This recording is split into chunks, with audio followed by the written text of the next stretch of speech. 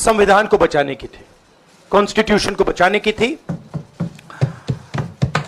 और दोस्तों हम लेकर आ चुके हैं आप लोगों के लिए 20 मिनट में शाम की 50 ताज़ा और बड़ी ख़बरें बताएंगे। दोस्तों प्रधानमंत्री नरेंद्र मोदी के ऊपर आग बबूला हुआ राहुल गांधी, कहा माइक बंद करने से सच्चाई नहीं छुपने वाली। आखिरकार क्यों दोस्तों हेमंत सोरेन के जेल से बाहर आने से भाजपाइयों में हड़कंप। कोर्ट में हुई दोस्तों जो है यहाँ पर कपिल सिब्बल की जीत, ईडी औंधे मुँह गिरी। बताएंगे आखिरकार ईडी के सारे केस क्यों औंधे मुँह गिर जाते हैं और कैसे दोस्तों भारतीय जनता पार्टी के ऊपर जमकर भर के मल्लिकार्जुन खड़गे ने सदन में ही लगा डाली क्लास।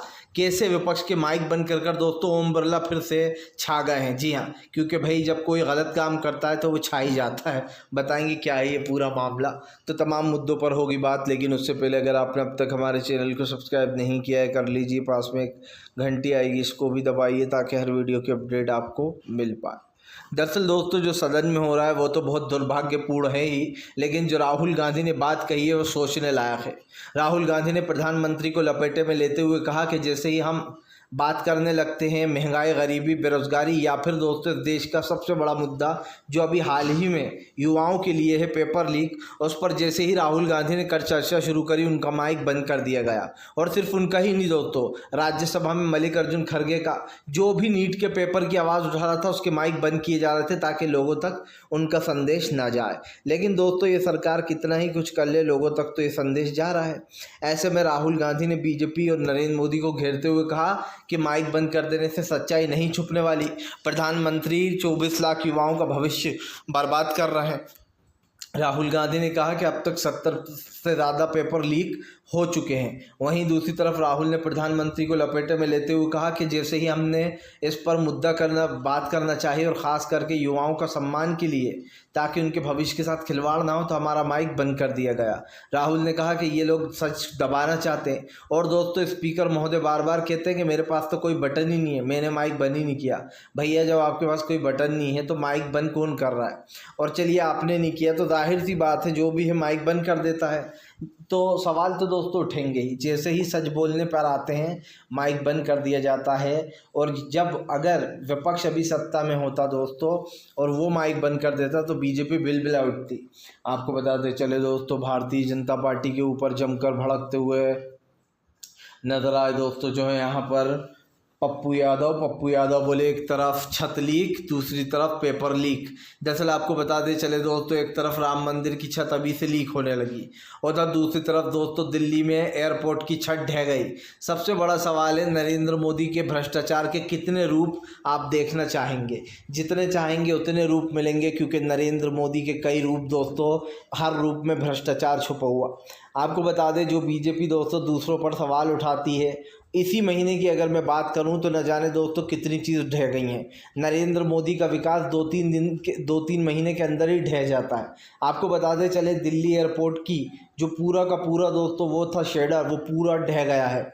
सबसे बड़ी बात यह कि उसमें 3 लोगों की मौत हो गई बताया जा रहा है और ये बहुत ही दुर्भाग्यपूर्ण हादसा है दोस्तों।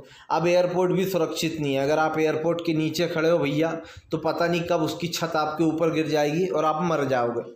तो भ्रष्टाचार की ये कहानियाँ तो सब देख ही रहे हैं। इसी के साथ साथ एक और चीज़ भी हम बता दें, ये पहला हादसा नहीं है। अभी हाल ही में ट्रेनें भिड़ गई आपस में, एक मालगाड़ी ट्रेन के ऊपर चढ़ गई और ट्रेनों की हालत तो ऐसी कर रखी है दोस्तों जिसके बारे में हम जितने बात करें उतना कम है। ऐसा दूसरी तरफ पप्पू यादव ने पेपर लीक को कहा कि जहां बीजेपी के लोग हैं वहां पेपर लीक आराम से हो जाता है, क्योंकि दोस्तों बीजेपी खुद ही पेपर लीक कराने में मास्टरमाइंड है।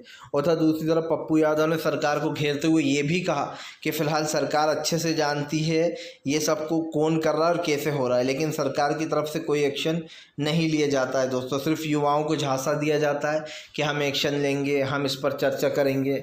लेकिन दोस्तों सबसे बड़ा सवाल फिर से वही है कि अगर आप चर्चा करोगे तो अब तक इस पर चर्चा हुई क्यों नहीं है? क्योंकि दोस्तों मोदी सरकार की जो एक नाकामी है वो तो सबको दिख ही रही है। भारतीय जनता पार्टी पूरी तरीके से जो है यहाँ पर बौखला गई है और ऐसे में दोस्तों बीजेपी की असलियत लोगों के सामने आ चुकी है। आपको बताते चले दोस्तों फिलहाल टूट गए जेल के ताले। याद है आपको एक नारा दिया था हेमंत सोरेन के लिए झारखंड ने, जेल के ताले जेल के ताले टूटेंगे, हेमंत सोरेन छूटेंगे। अब जेल के ताले टूट गए दोस्तों, हेमंत सोरेन छूट गए, अब ये नारा बन गया है। दरअसल दोस्तों कपिल सिब्बल के आगे एक बार फिर से ईडी धड़ाम हो गई है और ईडी जितने भी केस लगाती है उन सब में दोस्तों ईडी के पास कोई सबूत नहीं होता है, जिसकी वजह से जो खास करके आरोपी होते हैं, जिनको आरोपी बनाया जाता है, उनको ज़रा में बेल मिल जाती है। हालांकि पहले उन्हें परेशान किया जाता है खूब, सबूत के नाम पर बार बार वो बढ़वाई जाती है कि हमें थोड़ा और रिमांड चाहिए, और रिमांड चाहिए। लेकिन दोस्तों जब बात आती है सबूत पेश करने की कि आपने 1 साल में या फिर 5 महीने में या 6 महीने में ईडी से पूछा जाता है कोर्ट द्वारा कि आपने क्या सबूत जुटाया। आप कह रहे हो कि हेमंत सोरेन ने ज़मीन घोटाला किया है, आपके पास क्या सबूत है? ईडी से पूछा गया तो ईडी दोस्तों वहाँ भी मिनमिनी आ गई। आपको बता दें कपिल सिब्बल सोरेन का केस लड़ रहे थे। आखिरकार मैं पूछना चाहता हूं दोस्तों, अरविंद केजरीवाल के पास ईडी के पास कोई सबूत नहीं, हेमंत सोरेन के खिलाफ ईडी के पास कोई सबूत नहीं, संजय रावत को गिरफ्तार किया था ईडी के पास कोई सबूत नहीं, इससे पहले संजय सिंह गिरफ्तार हुए उनके लिए भी ईडी के पास कोई सबूत नहीं। तो दोस्तों ये चल क्या रहा है? सिर्फ ईडी उठा लेती है शक के बल पर, उनको जेलों में रखती है, मोदी के कहने पर उनको परेशान किया जाता है ताकि वो दोस्तों पार्टी बदल कर इधर आ जाए, लेकिन जब वो लोग आने से मना कर देते हैं तो उन्हें परेशान किया जाता है। उसके बाद सवाल सबसे बड़ा ये है कि आखिरकार ईडी एक मजाक की तरह क्यों बन गई है? क्योंकि जितने भी अब तक के केस उठाकर देख लीजिए, ईडी से जब सबूत मांगे जाते हैं कि आप कह रहे हो यहाँ इतना बड़ा घोटाला हुआ है, वहाँ इतना बड़ा घोटाला हुआ है, तो फिर आखिर में जब सबूत पेश करने की बात आती है तो ईडी हाथ खड़े कर देती है कि अभी हमें थोड़ा और टाइम चाहिए। बताइए आप, 1-1 साल 6-6 महीने लग रहे हैं और इनके पास सबूत ही नहीं मिल रहा है। बिना सबूत के आधार पर किसी को गिरफ्तार कैसे किया जा सकता है? ये सबसे बड़ी बात है दोस्तों। लेकिन यहाँ तो मोदी सरकार ने ईडी को इतनी ताकत दे रखी है क्योंकि दोस्तों सब जानते हैं कि ईडी और सीबीआई ये 2 संस्था ऐसी हैं जिनमें बेल मिलना बहुत मुश्किल होता है। अगर ये कार्रवाई कर दे तो इनमें बेल मिलना बहुत मुश्किल होता है, इसीलिए नरेंद्र मोदी ईडी और सीबीआई को पीछे लगाकर रखते हैं। वहीं दूसरी बात दोस्तों, कल जब कपिल सिब्बल कोर्ट में दलीलें दे रहे थे उस वक्त कोर्ट ने ईडी को फटकार लगाते हुए कहा कि और आपको कितना समय चाहिए? आपको 5 महीने से ऊपर हो चुका है, आपने अब तक सोरेन के खिलाफ कोई सबूत नहीं जुटाया है और आप कह रहे हो कि आपको और समय चाहिए। वहीं दूसरी तरफ दोस्तों याद होगा अभी परसों केजरीवाल के केस में भी यही हुआ, जिस न्यायाधीश, जबकि निचला कोर्ट था वो, तो उसने ही जो है यहाँ पर केजरीवाल को बेल दे दी, जो है राउजानी कोर्ट ने, ये कहते हुए कि आप बार बार कह रहे हो कि हमारे पास ये है, हम वो करेंगे। लेकिन यहाँ पर सबसे बड़ी बात ये है दोस्तों, आपके पास कोई सबूत नहीं है केजरीवाल के खिलाफ। कोर्ट ने केजरीवाल वाले मामले में भी ये कहकर कहा था कि आप और कितना टाइम लोगे, और बेल दे दी गई थी केजरीवाल को। लेकिन दोस्तों केजरीवाल के साथ कैसा अन्याय किया गया, जब उनकी बेल ग्रांटेड हो गई थी तो उस पर रोक लगवा दी गई। फिर जब उस पर सुनवाई चल रही थी कि रोक क्यों लगी, तो वहाँ से सीबीआई आती है और केजरीवाल को गिरफ्तार करके ले जाती है। इसका पूरा मतलब आप समझिए, नरेंद्र मोदी दोस्तों एक इंसान से ज़्यादा पता है क्या है, ख़तरनाक डिक्टेटर के रूप में नज़र आ रहा है लोगों को, कि वो लोगों को किस तरीके से विपक्ष को परेशान करते हैं। आपको बताते चले दोस्तों, फिलहाल भारतीय जनता पार्टी के ऊपर भड़के मल्लिकार्जुन खड़गे, भरे संसद में खड़गे की दहाड़। दरअसल दोस्तों माइक बंद होने के ऊपर और प्रियंका चतुर्वेदी को ना बोलने के ऊपर मल्लिकार्जुन खड़गे ने जमकर भड़ास निकाली। खड़गे ने कहा कि फ़िलहाल ये लोग बकवास करते रहेंगे तो हम सुनने वाला कौन है, हमें तो नहीं सुनना। इधर दूसरी तरफ खड़गे ने कहा कि जैसे ही हम नीट परीक्षा या किसी भी मुद्दे पर बात करते हैं तो हमारा माइक बंद कर दिया जाता है। मल्लिकार्जुन खड़गे ने कहा कि क्या ये लोकतंत्र का हिस्सा है? क्या विपक्ष इस लोकतंत्र के हिस्से में अब अपनी, और ख़ास करके जिन लोगों ने उन्हें वोट दिया है कि हमारी आवाज़ उठाएंगे संसद में दोस्तों, तो उठा भी नहीं सकते। जाहिर सी बात है दोस्तों, जिन लोगों ने वोट दिया उन्होंने ये सोच कर ही दिया है कि विपक्ष उनके लिए काम करेगा। दूसरी बात दोस्तों, सरकार की नीतियाँ आप देख लीजिए, कोई ज़्यादा अंतर से जो है यहाँ पर इधर वो नहीं हुआ खेल। अगर देखा जाए, अगर 10-15 सीट भी इधर उधर झटक जाती दोस्तों, तो मोदी सरकार पूरी तरीके से ख़त्म थी। वो तो 2 नायडू, 2 बाबुओं के बल पर अब तक सत्ता में है, एक नीतीश कुमार, दूसरे चंद्रबाबू नायडू। लेकिन ये दोनों कब तक साथ देंगे इसका भी कोई अनुमान नहीं लगा सकता, क्योंकि ये दोनों दोस्तों दल बदलू हैं। आप समझिए। और सबसे बड़ी बात, चंद्रबाबू नायडू के साथ तो बीजेपी ने ऐसा खेल किया था कि वो भूल गए। ऐसे ही दोस्तों आपको याद होगा अभी कुछ दिन पहले तक नवीन पटनायक साथ दे रहे थे, अब नवीन पटनायक की पार्टी का सफाया हो गया जब तो पीजीडी का, तो अब वो होश में आए हैं और अब बीजेपी का साथ नहीं देंगे, उन्होंने ऐलान कर दिया। ये एक बहुत बड़ी समस्या है। जो भी बीजेपी के साथ रहता है दोस्तों उसकी पार्टी का ख़त्म होना निश्चित है। अगला नंबर चंद्रबाबू नायडू का है, ये नायडू लिख कर रख लें। और उसके बाद दोस्तों नीतीश कुमार का अब की बार बिहार से सूपड़ा साफ होने जा रहा है, ये लिख कर रख लीजिए। नीतीश कुमार को अब की बार दोस्तों बिहार विधानसभा में वोट नहीं मिलने वाला, क्योंकि जनता ने तय कर लिया कि अब की बार आरजेडी की सरकार बनाएगी वहाँ पर, क्योंकि अब की बार दोस्तों इंडिया गठबंधन वहाँ पर भी एकजुट होकर लड़ने वाला है। और आप समझते हैं कि जब एकजुट हो जाएगा इंडिया गठबंधन तो बिहार में क्या खेला होगा। हमने देखा कि राहुल और अखिलेश ने जो मेहनत दोस्तों वहाँ पर की उत्तर प्रदेश में, अगर वो बिहार में भी थोड़ी कर लेते राहुल गांधी के साथ तेजस्वी ने अकेले ही रैलियाँ की, साझा रैलियाँ दोस्तों, लेकिन अगर साथ में रैलियाँ करते साझा दोस्तों साथ वाली, तो फिर शायद माहौल कुछ और होता, उत्तर प्रदेश की तरह बिहार का माहौल भी बदल जाता। लेकिन वहाँ पर क्योंकि राहुल गांधी इतने एक्टिव नहीं रह पाए, क्योंकि सारा गेम उत्तर प्रदेश का ही था दोस्तों। और हमें खुशी इस बात की है कि जिस उत्तर प्रदेश को अब बीजेपी ने लगभग ये मान लिया था कि वो हिंदुत्व का दोस्तों एक अड्डा बन चुका है, मतलब कि वहाँ पर हिंदुत्व के नाम पर कोई भी वोट दे देगा हमें, हम उसको बहकाएंगे कि आप लोग एक तरफ हो और मुस्लिम अल्पसंख्यक एक तरफ हैं। लेकिन यहाँ तो दोस्तों अब की बार कमाल ही हो गया। किस किस को आप रोकोगे? दलित भाइयों के साथ आप गलत करते हो, पिछड़ों के साथ, अति पिछड़ों के साथ, अल्पसंख्यकों के साथ, तो दोस्तों फिर इसमें वो कैसा? जनता तो देखभाल कर ही वोट देती है।